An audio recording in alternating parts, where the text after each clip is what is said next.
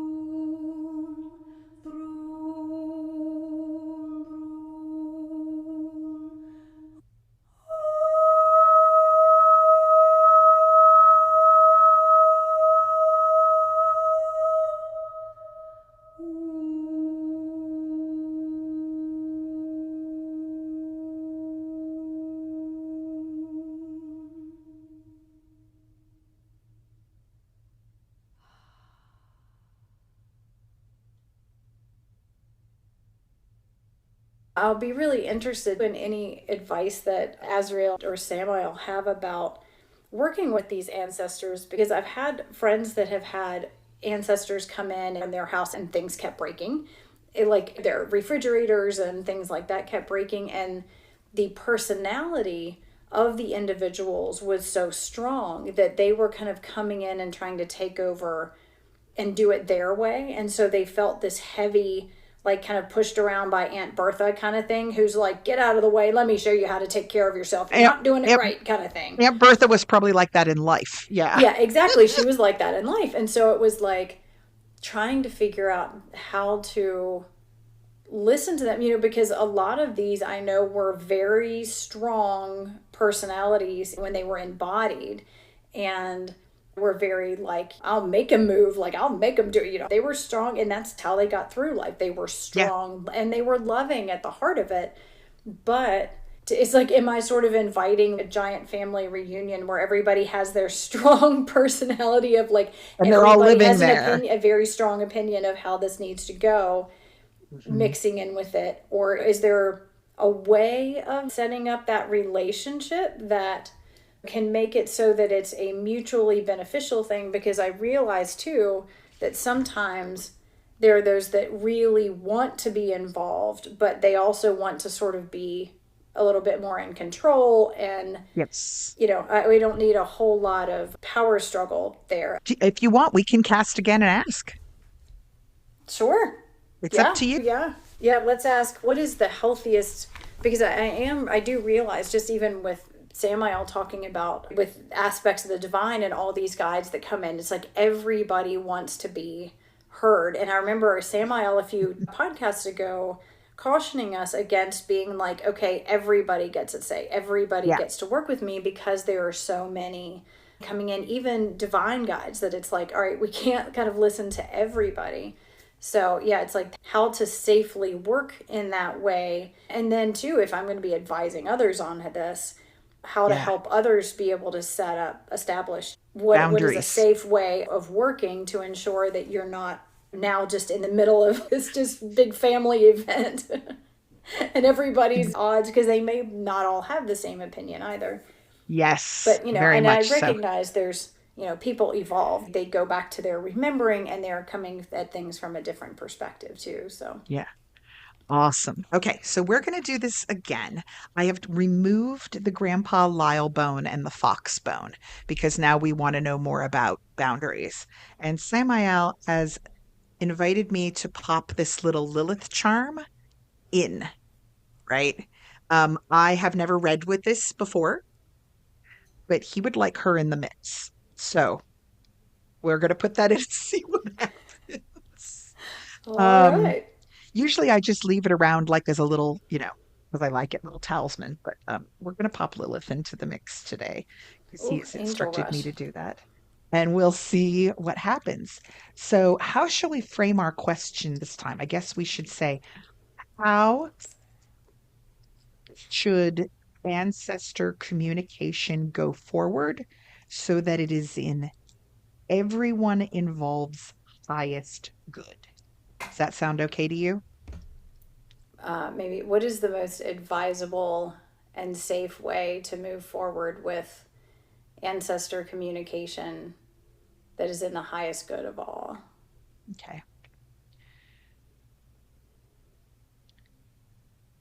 Azrael, invoke you to come in and help answer Jennifer's question about how to move forward.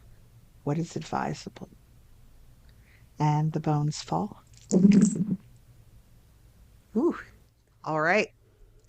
An ending fell way outside. Portal and gate way outside. Friends way outside. Our career bone is way out there. Lilith fell outside. Oh, wait. He's telling me leave her there for a moment. Sometimes when things come outside and they're in an interesting grouping, and they're also in the west, which a lot of times for me is a horizon or things coming, and one of them is a pointer bone going back into the circle. I'm going to leave Lilith and the coin for finances and that pointer there and see if the other things advise. The second pointer bone also went way outside the circle. That one I'm going to remove. Family fell outside. Self-reflection fell outside. There's the mind at the root of it all. This time we have the key for home and communication. The bone for communication is holding up the key to the house. Ooh, this is so interesting. Love, spirit guide, travel, standing in your own power, and the physical body are all in a group right at the center. Beginning is face down. Okay, I got it. And there's the mind. Ridge bone. Where's the ridge bone? I can never remember this one for some strange reason. I should probably change its meaning. Sea glass fang, hagstone. Where's the ridge? Opportunity out in the future. Okay. Opportunity, the spirit, communication. Ah, okay. Okay. Give me just a moment. I think I've got it, but I'm going to write it down. I'm sorry, it may be a minute or two. No, take your time.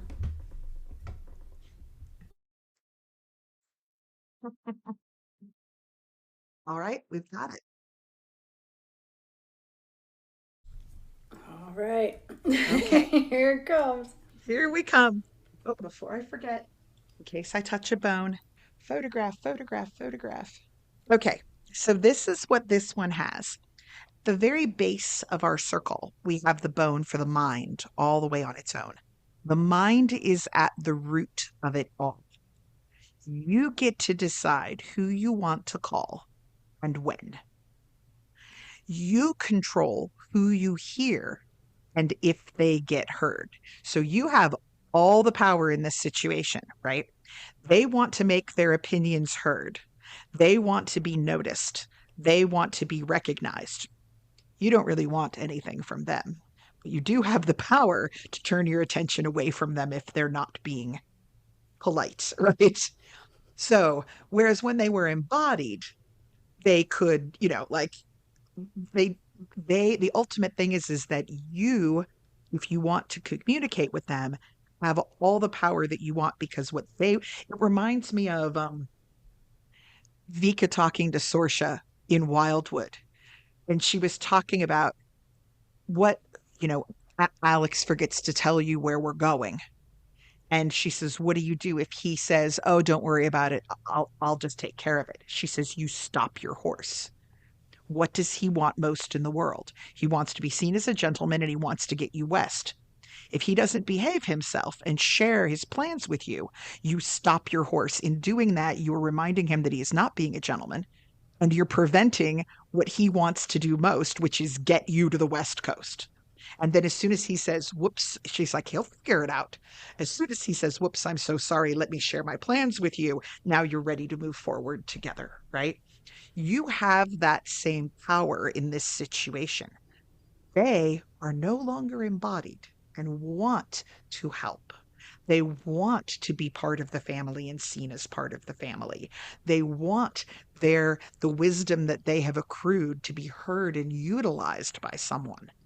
If they are not behaving themselves and they are trying to, take over the Thanksgiving dinner, you simply tell them, I'm not turning my attention to you anymore until you can behave. Perhaps we will talk again later. And in doing so, you have a much stronger stance than they do, right? It's reminded me of something that Irene Glass said to me when I was bone reading. I said, I worry sometimes that if I don't listen, that they will turn away. And she said, if they do, then they're not worthy of you. And I freaking loved that, right? We have to remember the power that we are in. So you control who you hear and if they have their say, because you have the power to give them attention or not.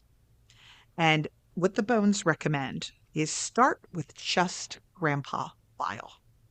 But you need to give Grandpa Lyle a job. Great Grandpa Lyle, sorry. You need to give him a job that you want him to do. He has expressed through these bones that he would very much like to be on guard duty. He is a military man. He would very much like to defend his house, and you guys he all sees as his children, right? He wants to look out for the family. This is something that would be well suited to him. So you can say, I think you've talked before about sort of having a spiritual committee where you go, hey, let me put this out to the committee and, find me a way to do this, find me a way to do that, show me, add him to the committee or create a committee that's just ancestors. Great. Grandpa Lyle, I'm going to put out some time to spend in the garden. I'm going to move one of your items down there. I would love to invite you to spend time with me in the garden at times. Could you, in our exchange of energy, would you mind continuing to guard my boundaries, guard the house, and tell him that you want him to communicate with the others as the patriarch of the family. You want him to communicate with them when they want to run in and talk to you and say, you are loved, but we will call you when it is your turn, right? You will be called when needed. And then if the relationship with great grandpa Lyle goes well, then maybe you start inviting in somebody else, whoever else maybe as we're going through those boxes, you go, whoa, I don't know, but the energy coming off of this box is just so warm and welcoming. And I'm really curious about this person. And you start asking your parents about their stories and kind of get to know who they are. And then when you get to a point where you feel like, Michael, is this one okay to bring in?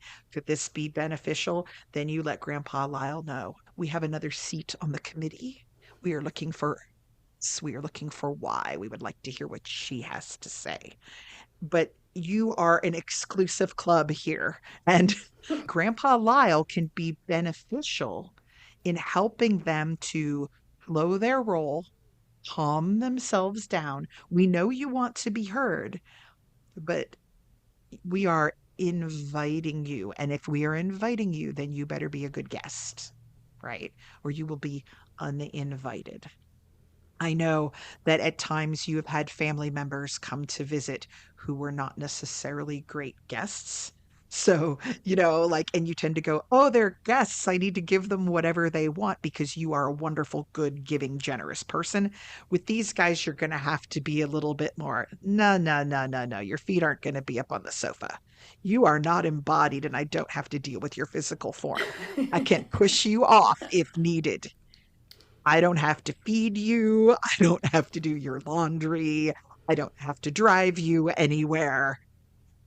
I'm open to speaking with you when the time is right. So it says, tell Grandpa Lyle to tell him to tell the others that they are loved.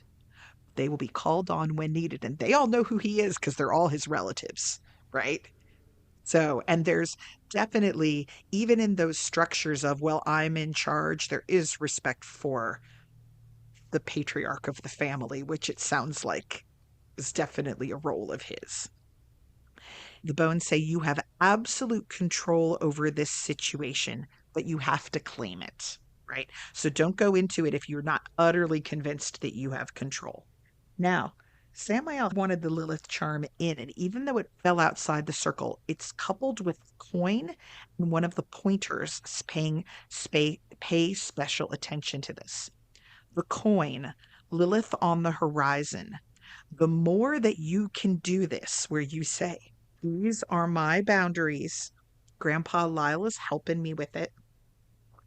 The more that you can do this and slowly work through this process, the more information that you will gain on exactly how it felt to be able to help heal in the mortal realm.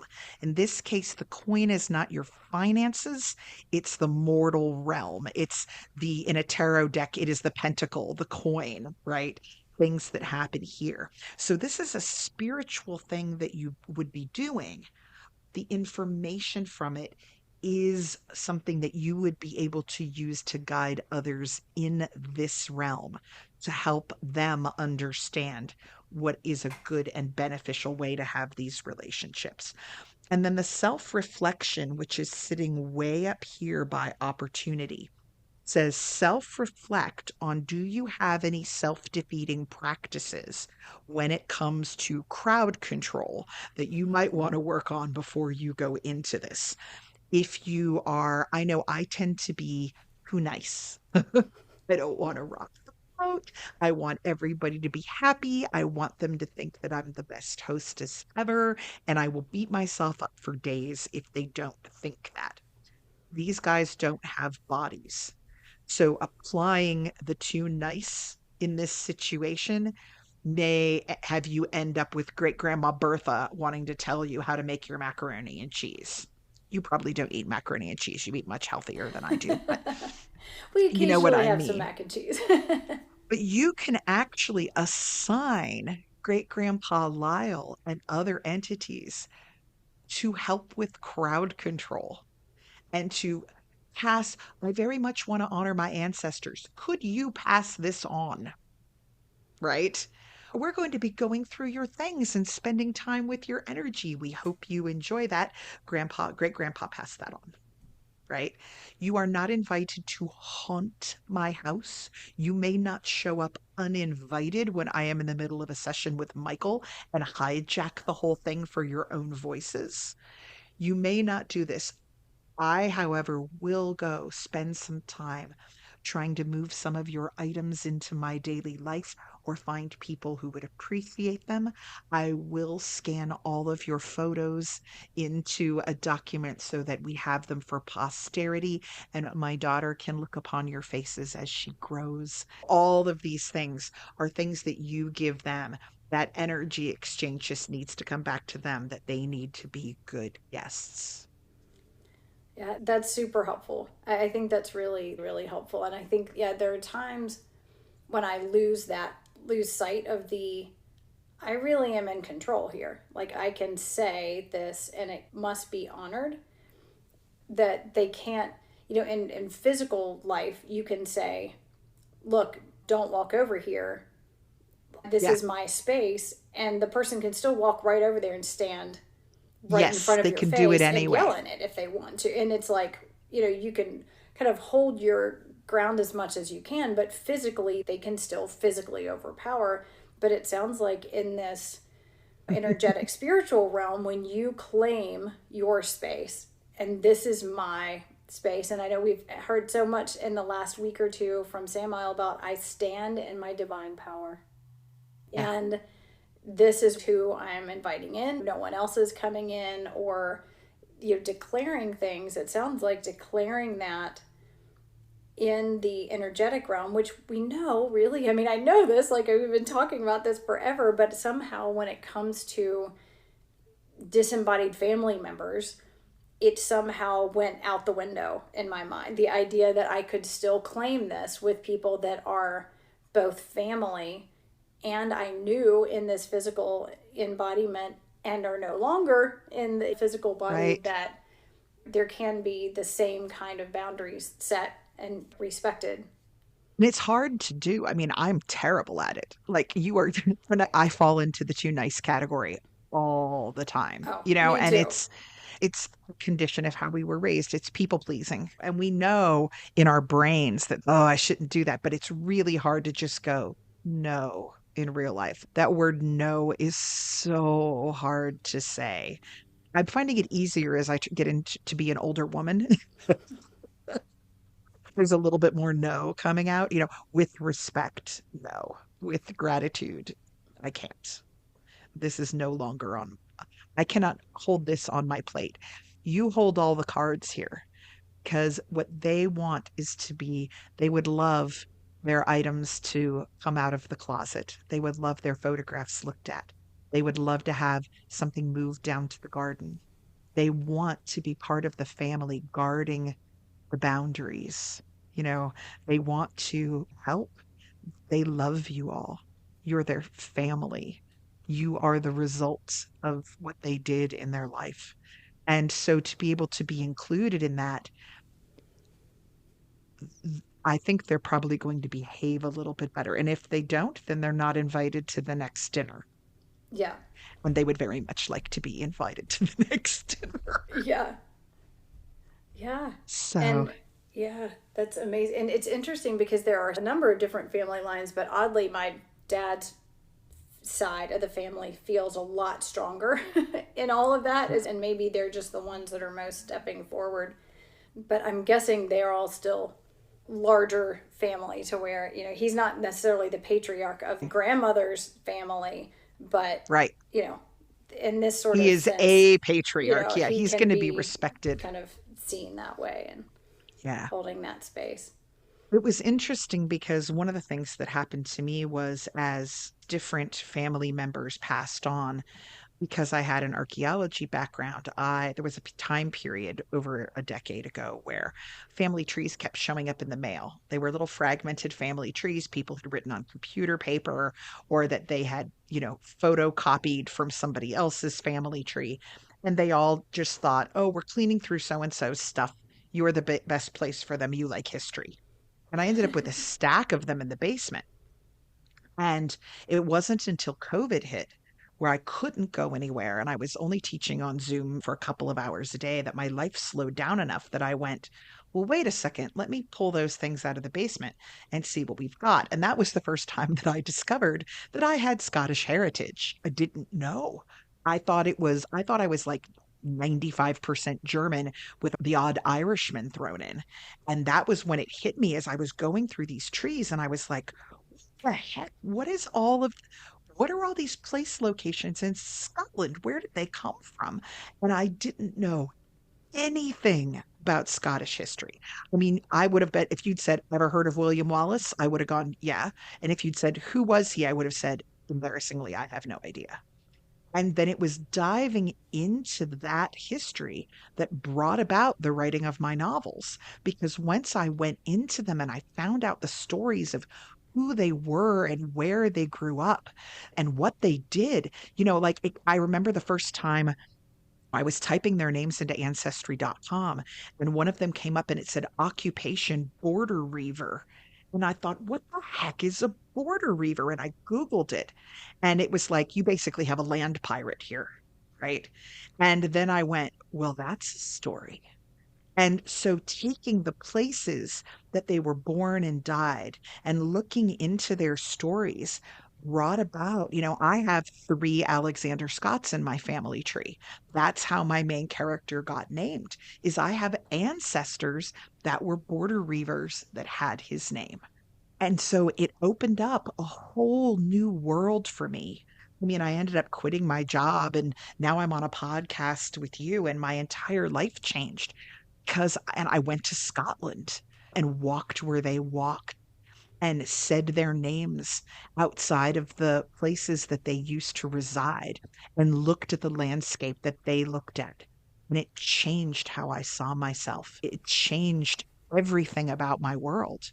And I just think, Grandpa Lyle is, for lack of a better term, knock, knock, knocking on heaven's door in reverse to kind of be like, there's an opportunity here and we want to help. That's really beautiful. Thank you so much for this. This is absolutely incredible. And thank you to all of the people who are listening. I really kind of forgot that we were on a podcast to a large extent. Yeah, we've been doing this 3 hours, Jen, and Yeah. Oh my I goodness. I hope it seems like the bone readings were helpful. Oh, a Um, 1,000%. 1,000%. There's so much to look into and think on and incorporate. And yeah, I'm just blown away and really excited and so grateful, and to get to watch you do that and hear you talk through, so these things are together, this is how they're together, that's all of that. And then also have you just receiving these messages from Azriel and putting it all together in a whole different way, and receiving something great, directly from great granddaddy Lyle to you in his southern accent. I mean, that's the thing that blew me that's away is amazing. I could hear this voice talking, and I'm like, he's got a little bit of a drawl, like he's got a little bit of a, and I thought, was he Southern? I have no idea where your great grandfather lived. I Yeah. couldn't even tell you where your father grew up. Like I know you all moved around a lot, but I have no idea where they originally hail from. So, great grandpa is kind of a stretch to come back in and say, him saying he knows gardens and to hear his voice there. And now I'm so excited. Like, I don't know if I'm going to get a chance to see the boxes in the basement. But now I'm like, I feel like there's a connection and I want to see something of his, Yeah. like it's really neat. So I'm very excited to see what you decide to do with this. And just know, when you feel alone, your family is still around you. Yeah. And I'm sure that is true for everyone who is listening. It's like, and because we always talk about how you're never alone, because there are Right. all these spirit guides, there are angels and goddesses and all these aspects of the divine in that regard. But you're also never alone because you're preceded by thousands of people who love you as well. Yeah. They're walking in and out through Metatron's gates, and they come visit if we invite them. Indeed. So I think it is time to sing again. I'm so And curious to see what happens I was this going to say, time. I am going into this standing in my power and declaring that the only beings that may sing through me are Michael and Gabriel. And the rest are welcome to watch, but not to participate or influence in any way. And so I look forward to standing in the light with Gabriel and Michael and seeing what they would like to send through for us to help to round out and close this, what will probably be multiple sessions now. Samael just wanted me to say Grandpa Lyle is very happy. Great Grandpa Lyle is very happy right now, and it's making me tear up. Oh, that's really sweet. I'm so glad. And I'm really excited about the being able to have a relationship with him in at this point, because we weren't able to have a relationship when he was embodied. And so the idea that we still have that opportunity to have a relationship is really cool. Now I'm like crying. Well, Samael just said he's waiting in the garden for you. I'm Oh, just like, yeah, I love it. It's so funny that I hadn't thought about it. I was like, the one time he did talk was in the garden. He loved his, it was like he came to life in the garden. He couldn't be open in other situations, but when he was in his garden, everything was different. And I love that, the garden is my happy place, It's it's your my sacred place. place. And the idea that that's something that we share, I'd never really put together until now. So I mean, that's can you really imagine? beautiful. He must see you out there and just be like he gets you when you're in your garden, you know? Almond Yeah. love.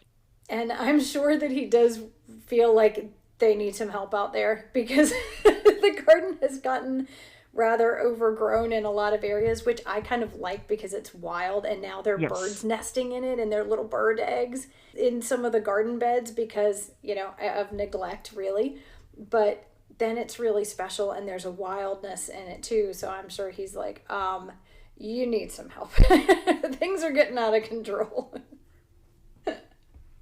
Oh, Oh, and all it's right. funny because I was actually unmuting to mention that while I had said Michael and Gabriel were the only ones that could sing through me, I was like, Samael, I had already told him he always has an open invitation as well. And I was like, I cannot leave out Samael. So I was going to come back on and say, and of course, Samael. I didn't say anything, but when you said the two of them and turned off, he said, and me as well. And I went, yes, I'm like, I'm sure it's you as Yes, always. It's so funny because I muted and then I thought I have got to formally say that again because he always has an open invitation. So well. yes, and I'm so glad that I clarified and that he was like, yeah, and me. And me. I'm invited. Yes, Oh, absolutely. He is always invited.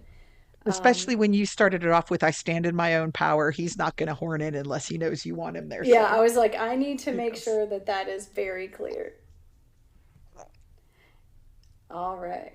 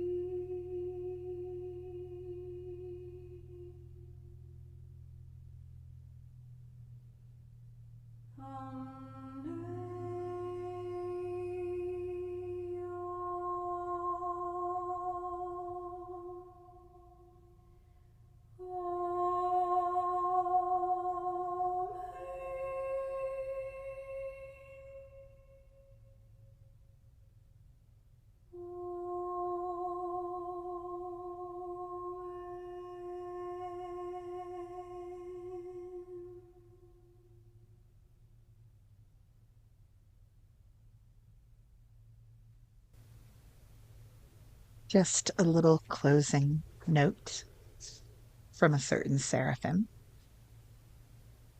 Joy, joy, rejoicing. They wish to be seen, those who went before. Sometimes they are still working, still healing, still helping here. Sometimes they move on. The choice is always yours, my friends, yours. Not just this life, but the next, and the spaces in between. Circumstances may force your hand, but then, once again, you will choose. Families, whether chosen or birthed, are a rich tapestry of souls. You are more like a ghost than you think. And when that tapestry is dirtied or frayed, do your best to clean and mend where you can. And realize that sometimes holes are simply nature creating a new design. Many blessings during this time of drawing in. Beautiful. Thank you so much. I am so grateful for everybody who tuned in. Until we see you next time, thank you so much for listening, for being a part of our extended unseen family. And may your tapestry bring you much joy. Amen. And so it is. And so it is.